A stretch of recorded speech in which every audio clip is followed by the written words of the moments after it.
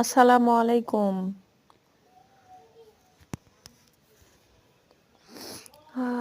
এটা কক্সবাজারের circuit house.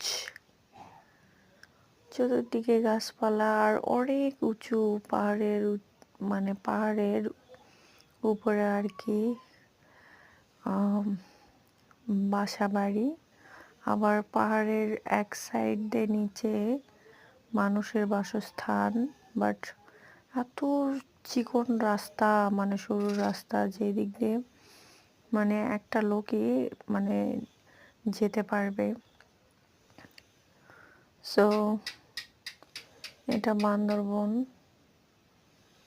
বান্দরবনের অনেক সুন্দর, দেখার মতো আর কি জায়গা একটা। তো পাহাড়ের উপরে চূড়ায় উঠে